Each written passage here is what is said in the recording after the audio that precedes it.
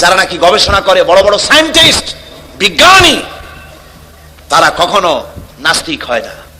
বড় বড় বিজ্ঞানী কোনোদিন নাস্তিক হয় না। আল্লাহরে মানুক আর না মানুক, অন্তত এইটা স্বীকার করে নিশ্চয়ই এই সব কিছুকে কন্ট্রোল করার জন্য কেউ না কেউ আছে, নইলে এইরকম সিস্টেমেটিক পদ্ধতিতে এটা চলতে পারে না। আমি গত কয়েক বছর আগে মহাশূন্য গবেষণাগার, যেখানে মহাশূন্য গবেষণা হয়, হিউস্টন, আমেরিকার একটা স্টেট, এখানে নাসা মহাশূন্য গবেষণাগারের কয়েকটা সেন্টার আছে। একটা হচ্ছে ওয়াশিংটন, একটা হচ্ছে ফ্লোরিডা, আর একটা হচ্ছে হিউস্টন। হিউস্টন যেখান থেকে মাইকেল কলিন্স, নীল আর্মস্ট্রং যেখান থেকে তারা চাঁদে গমন করেছিল, সেই জায়গাটা, সেখানে আমি গিয়েছি। হিউস্টন ইউনিভার্সিটিতে আমার প্রোগ্রাম ছিল। ওরা আমার জন্য সময় বার করলো মহাশূন্য গবেষণাগার দেখার জন্য। 5 ঘন্টা সময়, 5 দিন লাগে দেখতে, বিশাল এরিয়া। আমি 5 ঘন্টা হাতে সময় ছিল, আমি দেখলাম, বিজ্ঞানীদের সঙ্গে কথা বললাম কিভাবে তারা চাঁদে গিয়েছিল। নীল আর্মস্ট্রং যে পোশাকটা পরে গিয়েছিলেন, সেই পোশাকটা এখনো আছে। যে গাড়িতে চাঁদে নেমেছিলেন, সে গাড়িটাও সেখানে আছে। সেখানে আপনার এই সামিয়ানাটার মতো এরকম একটা প্লেট লাগানো আছে, সেই প্লেটটা তামা।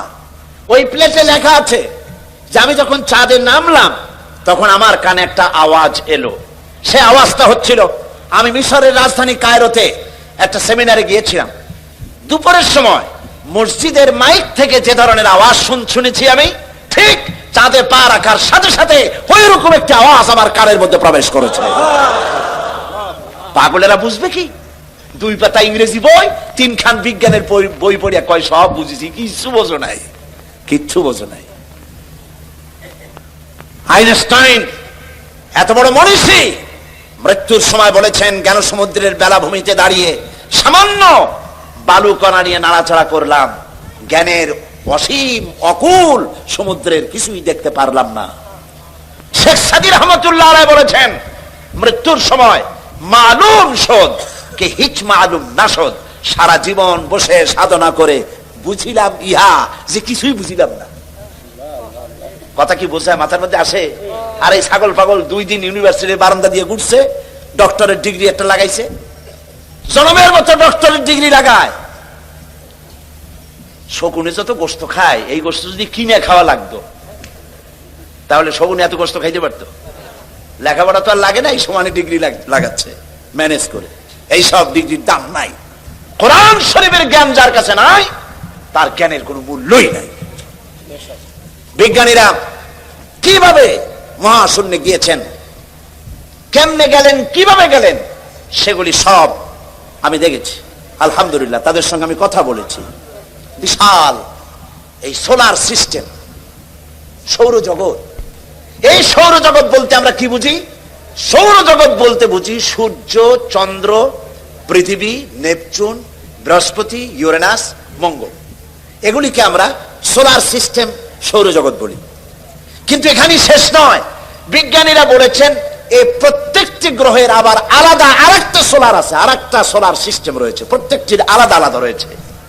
এবং গত মাসে নাসার বিজ্ঞানীরা তারা নতুন আরেকটি তারকা আবিষ্কার করেছেন, যেই তারকা পৃথিবীর মাটি থেকে 7 কোটি আলোকবর্ষ দূরে। আলোকবর্ষ কারে বলে?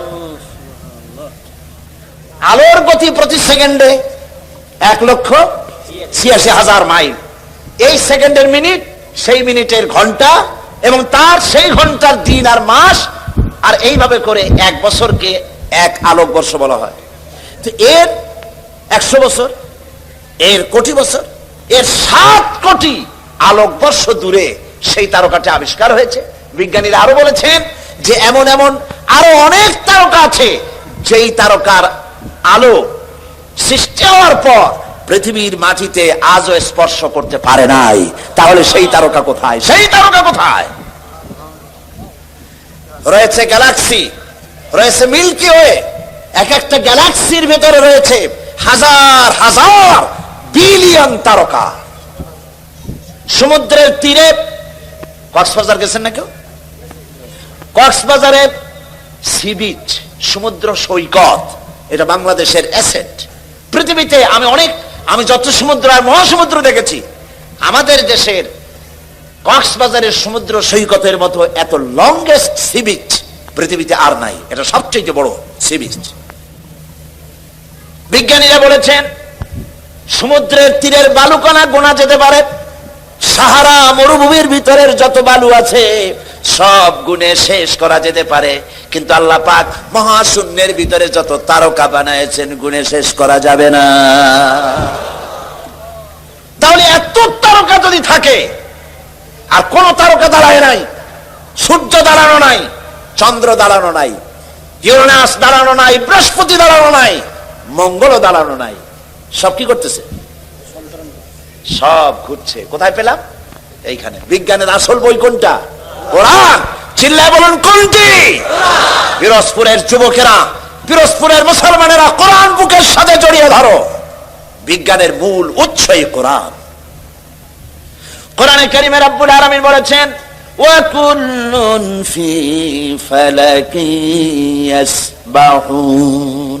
মহাশূন্যের ভিতরে যা আছে সব ঘুরছে, কেউ দাঁড়ায় নাই, সব সন্তরণশীল, সব ঘুরছে। অথচ এই যে তারকাগুলি ঘোরে, সূর্য ঘোরে, তারকা আমি যতটুকু দেখি আসলে কি ওইটু বলে? সূর্যটাকে আমরা দেখি একটা ফুটবলের মতো। এই সূর্যটা কত বড়? বিরাট তো কয়ে ফেলেন। এই পৃথিবীর চাইতে 13 লক্ষ গুণ বড়। বিজ্ঞানীরা অনুমান করেছেন, ফিতে দিয়ে তো আর মাপতে টাপতে পারে নাই, ওর কাছে যাওয়ার আগেই তো পুড়িয়ে শেষ হয়ে যাবে, মাপবে কোন সময়? আন্দাজে একটা অনুমান করেছে পৃথিবীর চাইতে কত লক্ষ গুণ বড়? 13। পৃথিবীর চাইতে, খুব খেয়াল করেন, পৃথিবীর চাইতে 13 লক্ষ গুণ বড় একটা সূর্যকে যদি ফুটবলের মতো দেখায়, তাহলে তারকাগুলি কত বড়, যার কারণে অত ছোট্ট দেখা যায়। এই তারকাগুলি গ্যালাক্সির ভিতরে মিল্কি ওয়ের মধ্যে রয়েছে হাজার হাজার বিলিয়ন তারকা। সেগুলি কত বড়? বিজ্ঞানীরা বলেছেন যে সূর্য পৃথিবীর চাইতে 13 লক্ষ গুণ বড়, এইরকম 3 কোটি সূর্য খায়া পেটের মধ্যে রেখে দিতে পারে এইরকম হাজার হাজার তারকা আল্লাহ পাক মিল্কি ওয়ের মধ্যে গ্যালাক্সির ভিতরে তৈরি করে রেখেছে। তাহলে আমার আল্লাহ কত বড়! সুবহানাল্লাহ! যার সৃষ্টি এত সুন্দর, এত বিশাল, এই তারকাগুলি এখন মনে করা যাচ্ছে সূর্যের চাইতে তারকা বড় না। এই তারকা খাওয়ার আবার আর এক জন্তু আছে, তার নাম হলো ব্ল্যাক হোল। ব্ল্যাক হোল অন্ধ কুয়া। এই অন্ধকার কুয়া মহাশূন্যের ভিতরে একটা নয়, হাজার হাজার, কত হাজার আছে বিজ্ঞানীরা গুণে কুল পায় নাই। সেই কুয়াগুলি কি? সেই অন্ধকার কুয়াগুলি হলো তারকাগুলি ঘুরতে ঘুরতে, কেউ তো দাঁড়ানো নাই, সবগুলি ঘুরতেছে। তারকাগুলি ঘুরতে ঘুরতে কোন এক মুহূর্তে যদি ব্ল্যাক হোলের রেঞ্জের ভিতরে যদি এসে যায়, বাচ্চা ছেলেরা বা আপনি মুখের মধ্যে চকলেট দিয়া এই চকলেট চুষে যেমন নিমিষে আপনি শেষ করে ফেলেন, খেয়ে ফেলেন, পৃথিবীর চাইতে যে তারকা, যে সূর্য 13 লক্ষ গুণ বড়, এইরকম 3 কোটি সূর্য খায়া হজম করতে পারে যে তারকা, সেই তারকা ব্ল্যাক হোলের মধ্যে যদি পড়ে যায়, নিমিষের ভিতরে ব্ল্যাক হোল এবং তারকা খায়া হজম করে ফেলে দেয়। আল্লাহ রাব্বুল আলামিন আজ বিজ্ঞান আবিষ্কার করেছে ব্ল্যাক হোলের কথা, কিন্তু আমার নবীজি এই ব্ল্যাক হোলের কথা বলে রেখেছেন 1400 বছর আগে। আল্লাহ বলেছেন, আল্লাহ পাক বলেছেন ফালা উকসিমু বিমাওয়াকিন নুজুম, সূরা ওয়াকিয়া। আল্লাহ পাক বলছেন শপথ করি, কসম করি সেই পতিত স্থানের যেখানে তারকা সমূহ নিপতিত হয়। আজ বিজ্ঞানীরা আবিষ্কার করেছে তারকা নিপতিত হয় কোথায়? সেই ব্ল্যাক হোল তারা আবিষ্কার করেছে। মাথা ঘুরে গেছে, কি বিশাল পৃথিবী। আচ্ছা দেখেন, আপনাদের ঘরে মানচিত্র আছে না? একটু কথা কইলে আমি মজা পাই। মানচিত্র খুলে দেখুন, বাংলাদেশের মানচিত্রে পিরোজপুরের অবস্থান কতটুকু? একটুক হবে, তার বেশি তার হবে না। এশিয়ার মানচিত্রে বাংলাদেশের অবস্থান কতটুকু? একটুকুন হবে। পৃথিবীর মানচিত্রে বাংলাদেশের অবস্থান একটা কলমের নিপ পড়ার জায়গা, ঠিক না? তো পৃথিবীর মানচিত্রে বাংলাদেশের অবস্থা যদি এই হয়, তাহলে আল্লাহর এই বিশাল সোলার সিস্টেম সৌরজগতের মধ্যে পৃথিবীর অবস্থান কতটুকু, আর আপনার আমার মতো সলিমুদ্দি কসিমুদ্দির অবস্থান কতটুকু? কথা বোঝেন? কোনো হাস্তি নাই, কিচ্ছু নাই, সামান্য একটু দুদিনের ক্ষমতা, বাহাদুরি কি, হ্যান করেঙ্গে ত্যান করেঙ্গে, লাঠিকে আন্দার মুগুর ভরেঙ্গে। মাতবাড়ির ঠেলায় মানুষ অস্থির হয়ে যায়, আল্লাহরে চেনে না, আল্লাহরে অস্বীকার করে। হায় হায়, কি কপাল পোড়া। আল্লাহ পাক বলছেন, বলো আলহামদুলিল্লাহি রাব্বিল আলামিন, বহুমাত্রিক জগতের মালিক যিনি, তার প্রশংসা করো। শুধু একটা পৃথিবী বানান নাই, সহস্র সহস্র এভাবে জগৎ তিনি তৈরি করেছেন, একটা দুইটা না। শুধু তাই নয়, আলহামদুলিল্লাহি রাব্বিল আলামিন, প্রশংসা করো আল্লাহর। কোন আল্লাহর?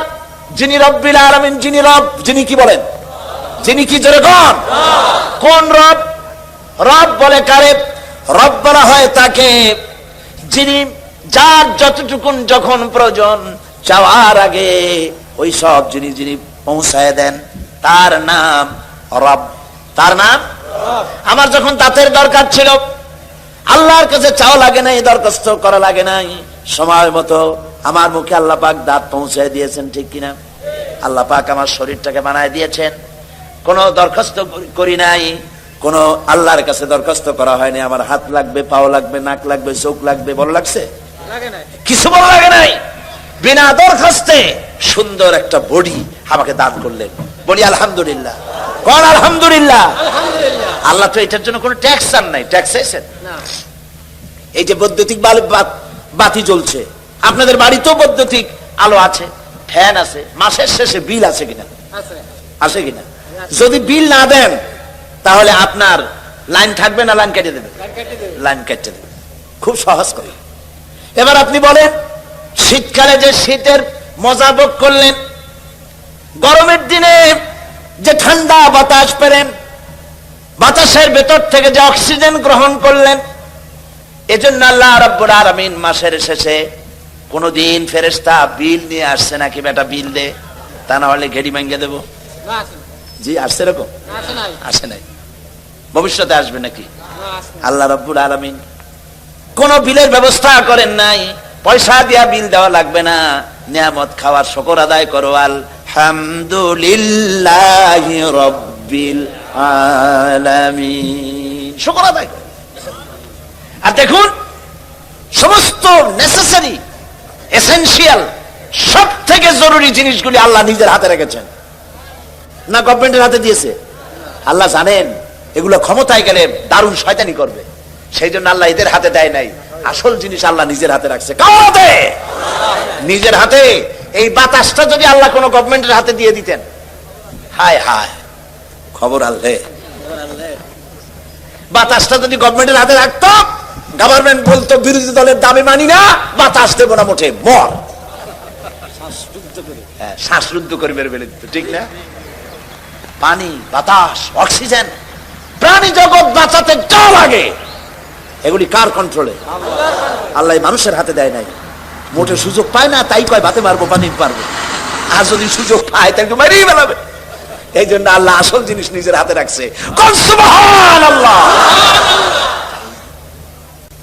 আল্লাহ পাক এই বাতাস, পানি, অক্সিজেন দিয়ে মানুষকে বাঁচাচ্ছেন। সুবহানাল্লাহ।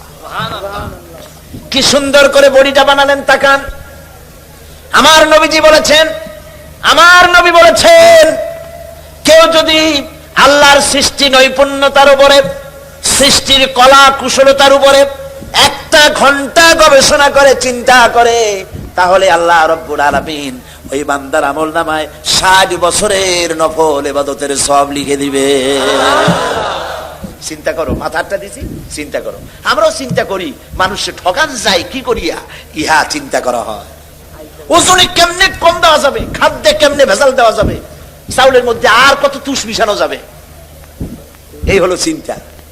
খুদকুরা মিশানো যাবে, এমন পাথর মিশায়, দন্ত চিকিৎসক পাশে ভাত খাওয়া লাগে, দাঁত কোনটা ভাঙবে তার তো ঠিক নেই। এইগুলো নিয়ে চিন্তা করে মানুষ, ঠিক কিনা কন? আল্লাহ কয় চিন্তা করো, গবেষণা করো, কেমনে বানাইছি, তোমার নিজের শরীরটা দেখো।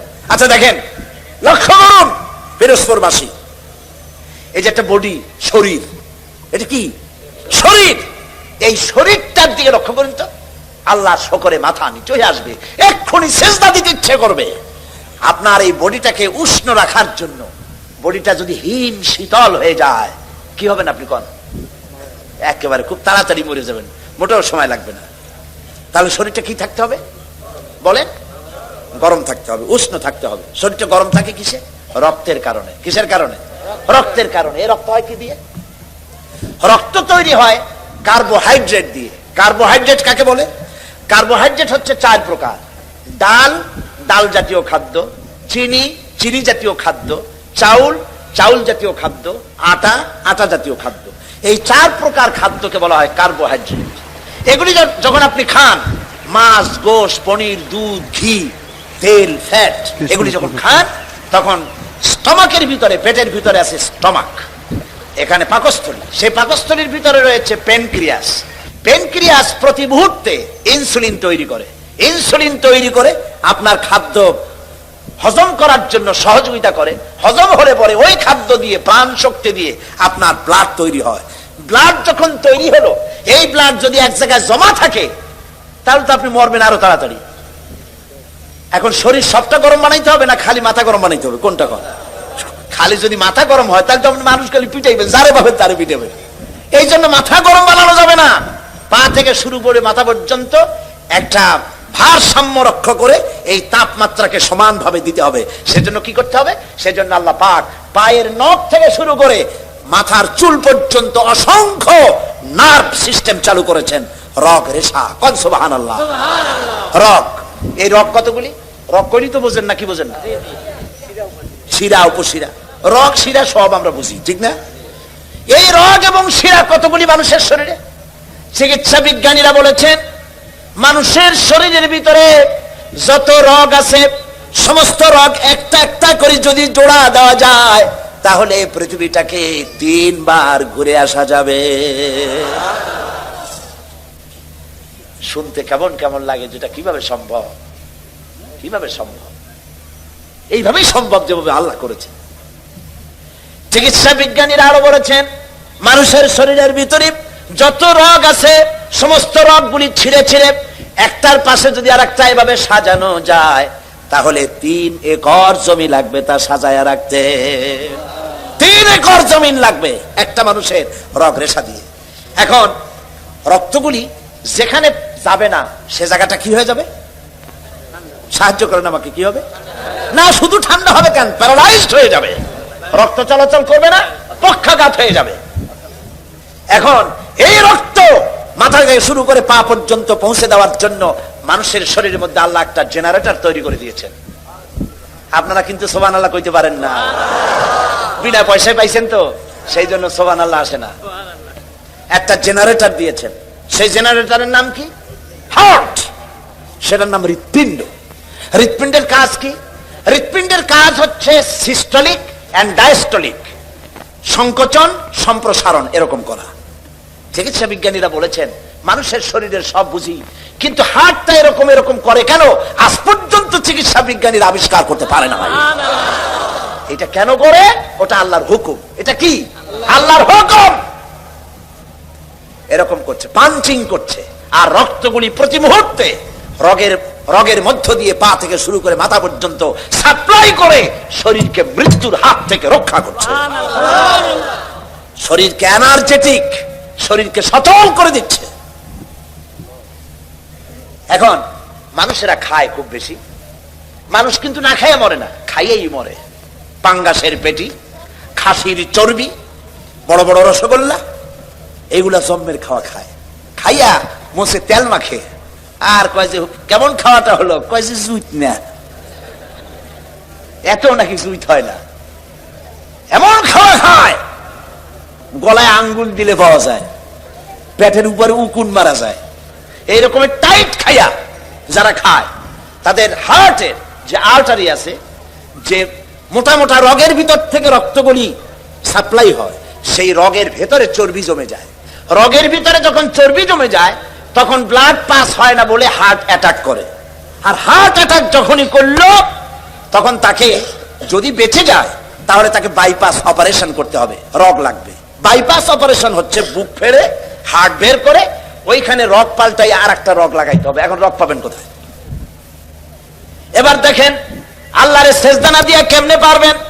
আল্লাহ রাব্বুল আলামিন আপনার হার্টে এ ধরনের রোগ হতে পারে, অপারেশন করা লাগতে পারে, রোগ লাগতে পারে, সেই জন্য রব্বুল আলামিন স্পায়ার পার্টস হিসেবে উরুর ভিতরে ঠ্যাঙের মধ্যে আলাদা 4-5টা রগ বানায় দিয়েছে, যে রগগুলি বাইপাস অপারেশনের সময় ডাক্তাররা রান থেকে সেই রগ বের করে কলিজার সাথে লাগাইয়া দেয়। বাইপাস, বাইপাস বুঝেন? সোজা কথা, পিরোজপুরে বাইপাস রোড আছে একটা, বাইপাস রোড আছে না, এটা বিকল্প জিনিস। কলজা দিয়ে আসল রক্ত যেখান থেকে বাইর হইতো সেই আসল রক্তটা নাই, একটা বাইপাস রোড বাইর করে দেয় ডাক্তাররা। সেই রোড বানাবে কি দিয়া? কাবিখার গম দিয়ে বানানো যাবে না। ওইটার জন্য উরুতে আলাদা আলাদা করে রগ আল্লাহ সৃষ্টি করে দিয়েছেন। সুবহানাল্লাহ কইতে পারলাম না। আরে মুসলমান, কিডনি লাগবে একটা। কিডনি লাগে কয়টা? মাত্র একটি। কিন্তু আল্লাহ পাক 2টি কিডনি দিয়েছেন। একটা যদি নষ্ট হয় তুমি যদি মরে না যাও আর একটা থাকুক। সুবহানাল্লাহ। কিডনি হচ্ছে আপনার জীবন, বারবার পেশাব হবে, এই জন্য পানি কম খাবেন না, পানি বেশি পরিমাণে পান করবেন। যত পানি পান করবেন তত কিডনি আপনার সচল থাকবে। আলহামদুলিল্লাহ, কি নিয়ামত আল্লাহ দিয়েছেন এই শরীরে। তারপরে দেখুন বডি। এবার তাকান আপনার চোখের দিকে, কি সুন্দর 2টি চোখ। এই চোখ 2টি আছে বলেই তো পৃথিবী দেখি। সুবহানাল্লাহ। পৃথিবী দেখতে পাই, মা দেখতে পাই, বউ দেখতে পাই, কোরআন দেখতে পাই, কাবা শরীফ দেখতে পাই। আমরা আল্লাহর কাছে দোয়া করি, রব্বুল আলামিন আমাদের যতদিন বাঁচায় রেখেছো মৃত্যু পর্যন্ত আমাদের চোখে যে নূর দিয়েছো, দেখার তৌফিক দিয়েছো, মরার আগে চোখের নূর ছিনাইয়া নিও না। বলি আমিন। এবার দেখুন, এই যে আপনারা যেখানে বসা আছেন এই জায়গায় এতগুলি মানুষের শ্বাস এবং প্রশ্বাস দিয়ে এই জায়গাটা অনেকটা বিষাক্ত হয়ে গিয়েছে। এখানে পলিউশন আছে, এখানে গাড়ির কালো ধোয়া, ধুলা, বালি দিয়ে জায়গাটা ভরা, খালি চোখে ধরা পড়বে না। আপনার কাছে যদি মাইক্রোস্কোপ যন্ত্র থাকতো তাহলে আপনি দেখতে পারতেন এই জায়গাটা কত বিষাক্ত হয়ে আছে শ্বাস প্রশ্বাস এবং পলিউশন দিয়ে। এই পলিউশন, এই ধুলাবালি অহরহ আপনার চোখের মধ্যে ঢুকছে, আপনার রেটিনা, আপনার চোখের দৃষ্টি শক্তিকে নষ্ট করে দিচ্ছে। কিন্তু আপনার চোখের দৃষ্টি যেন নষ্ট না হয়ে যায় পৃথিবীর ধুলাবালি ময়লায়, রোগ জীবাণুতে আপনার চোখ যেন নষ্ট না হয়ে যায়, সেই জন্য আল্লাহ রাব্বুল আলামিন চোখের ভিতরে এক প্রকারের মেডিসিন, এক প্রকারের পানি রেখে দিয়েছেন। ওই পানিটা হলো ওষুধ। ওই পানিটা সারা চোখে ছড়িয়ে দেওয়ার জন্য চোখের পলক, চোখের পাতা 2টি দিয়েছেন। অনবরত চোখ পলক মারতেছে আর এই পানি দিয়া আল্লাহ চোখ পরিষ্কার করে দিতেছে। আরে এমন আল্লাহর সেজদা দেয় না মানুষ, এমন আল্লাহর সেজদা দেয় না। এই চোখের পলক আমরা তো ইচ্ছে করে মারি না। এই চোখের পলক এমনি হয়, অটোমেটিক হয় নাকি? অটোমেটিক হয় কিনা? আপনি ইচ্ছে করে করেন না, অটোমেটিক হয়। চোখ দিয়া সব সময় নেগেটিভ দেখি, পজিটিভ বানায়া দেখায় কে? আল্লাহ পাক দেখান। সুবহানাল্লাহ। এরপরে দেখুন ব্রেন। ব্রেন কোথায় আছে? মাথা। ব্রেন, মগজ। এই মগজটা থাকে কোথায়? মাথার মধ্যে থাকে। মাথার ঘিলু, সোজা কথা ঘিলু। এই ঘিলুটা চতুর্দিকে হাড়, চতুর্দিকে কি বলে? হাড়। হাড়ের মধ্যে থাকে ঘিলু। ঘিলু কি শক্ত না নরম? নরম। এই নরম ঘিলুটা, নরম ব্রেনটা রাখার জন্য আল্লাহ সেখানে কিছু ওষুধ রেখেছেন। সামান্য একটু পানির মতো আছে, সেইখানে ব্রেনটা আছে, যাতে করে হাড্ডির সাথে ধাক্কা লেগে আপনি যেন পাগল না হয়ে যান। সুবহানাল্লাহ। এই ব্রেনের ভিতরে রয়েছে অসংখ্য সেল। সেল কি? সেল হচ্ছে CELL, সেল। অসংখ্য সেল আছে ব্রেনের ভেতরে। এই অসংখ্য সেলের ফাংশন কি? এর ফাংশন হলো, একটা ফাংশন হলো আনন্দ, তৃপ্তি, মেধা, চিন্তা, প্রজ্ঞা, সুখ, শোক, অনুভূতি। অসংখ্য কাজ আপনার ব্রেনের মধ্যে রয়েছে। অসংখ্য সাইডে এইগুলি রয়েছে। এর মধ্যে রয়েছে মেমোরি, এর মধ্যে রয়েছে স্মৃতি। আপনার যে কম্পিউটার আছে, কম্পিউটার দেখছেন না আপনারা? দেখেন, যাদের পয়সা কড়ি আছে কম্পিউটার কিনবেন এবং কম্পিউটার শিখবেন। গেলবার লন্ডন থেকে আসার সময় আমাকে একজনে একটা কম্পিউটার হাদিয়া দিল আমাকে। এটা হলো পৃথিবীর লেটেস্ট কম্পিউটার। এই কম্পিউটারের ভেতরে বটন টিপ দিলে পরে, মানুষের মাথায় আল্লাহ কি বুদ্ধিটা দিচ্ছেন চিন্তা করেন, বটন টিপ দিলে পরে সঙ্গে সঙ্গে সিস্টেম অনুযায়ী হাদিস, অন্তত 14,000 হাদিস সেখানে সাজানো আছে। আমি যদি চাই উজুর ব্যাপারে রাসূলুল্লাহ কি কি বলেছেন, আমি বাটন টিপবো, তখনই বুখারীতে কয়টা আছে, মুসলিমে কয়টা আছে, আবু দাউদে কয়টা আছে, নাসাইতে কয়টা আছে, বাইহাকিতে কয়টা আছে, শামাইলে তিরমিজিতে কয়টা আছে, 14,000 হাদিস সেট করা আছে প্রত্যেকটি বিষয়ের উপরে কম্পিউটারের মধ্যে সাজায় দিয়েছে। এটা যে সাজানো হলো, কম্পিউটার আমি কিছু বুঝি, আমার নিজের আছে, কিছু কম্পিউটারে কাজ করি। কম্পিউটারের ভিতরে একটা মেমোরি সেল আছে, সেটাকে ইংরেজিতে বলা হয় মাইক্রোচিপস। ছোট্ট 3 আঙ্গুল দিয়ে ধরা যায়, এই ছোট্ট 3 আঙ্গুল দিয়ে ধরা যায় মাইক্রোচিপস। এর ভিতরে 14,000 হাদিস আছে, এর মধ্যে অসংখ্য ডাটা আছে, অসংখ্য সেল আছে, পৃথিবীতে ডাটা যা আছে এর মধ্যে সব ঢুকানো যায়। বিজ্ঞানীরা বলেছেন কম্পিউটারের ডাটায় জানাই মানুষের ব্রেনে আল্লাহ এত মেমোরি দিয়েছেন, সেই মেমোরির ভিতরে পৃথিবীর সমস্ত তথ্য, ইনফরমেশন সবগুলি যদি ঢুকানো যায়, তারপরেও 100 ভাগের 1 ভাগ জায়গাও পূরণ হবে না। এ হচ্ছে সেই ব্রেন। এর কাজটা কি? রাস্তা দিয়ে আপনি হেঁটে যাচ্ছেন, ব্রেন আপনাকে কিভাবে বুদ্ধি দেবে দেখেন। রাস্তা দিয়ে হেঁটে যাচ্ছেন, অন্ধকার রাত, সামনে একটা সাপ পড়ে গেল। আপনারা বাড়ি যাওয়ার সময় যেন সাপ না পড়ে দোয়া করি, বলেন আমি। আবার চিন্তা করবেন সাপ পড়ছে, কাইলেন না যাই। রাস্তায় হেঁটে যাচ্ছেন, সামনে পড়ছে কি? সাপ। দেখছেন কি দিয়ে? চোখ দিয়ে। চোখ দিয়ে সাপ দেখার সঙ্গে সঙ্গে চোখ এটাকে ট্রান্সমিট করেছে বুদ্ধির কাছে। বুদ্ধি কোথায়? ব্রেনে। ওখানে চলে গিয়েছে। ব্রেন সঙ্গে সঙ্গে বলল হাতে লাঠি থাকলে পিটান মার, আর যদি লাঠি না থাকে অ্যাবাউট টার্ন ডাবল মার্চ, পিছে দৌড় মার। এই যে আপনি সাপ দেখলেন, সঙ্গে সঙ্গে দৌড় মারলেন, এই ডিসিশন নিতে সময় লাগছে কয় মিনিট? 1 সেকেন্ড। চোখ দিয়ে দেখলেন, ব্রেনকে ট্রান্সমিট করলেন, ব্রেন পাকে বলে দিল দৌড় মার, আর সঙ্গে সঙ্গে দৌড় মারলেন। সুবহানাল্লাহ। ব্রেনটাকে আল্লাহ ওখানে রেখে দিয়েছেন। আলহামদুলিল্লাহি রাব্বিল আলামিন। প্রশংসা করো সেই আল্লাহ যিনি তোমাকে সৃষ্টি করেছেন। সেই আল্লাহর সিজদা দিবা না? এত সুন্দর করে যিনি বানালেন, তুমি কি পারবা একটা জিহ্বার শুকরিয়া আদায় করতে? আর কেউ আল্লাহ নাই? নাউজুবিল্লাহ। কোরআন পড়ো না, যত হাবিজাবি গান শুনিয়ে বেড়াও। তোমার জিহ্বা দিয়ে আল্লাহর জিকির করো, আল্লাহর শুকর করো। এই জিহ্বাটা কত বড় নিয়ামত। একটি মাত্র টেস্ট মেশিন, নাম কি? জিহ্বা। বলেন নাম কি? এই জিহ্বা কত রকমের টেস্ট পাইলেন।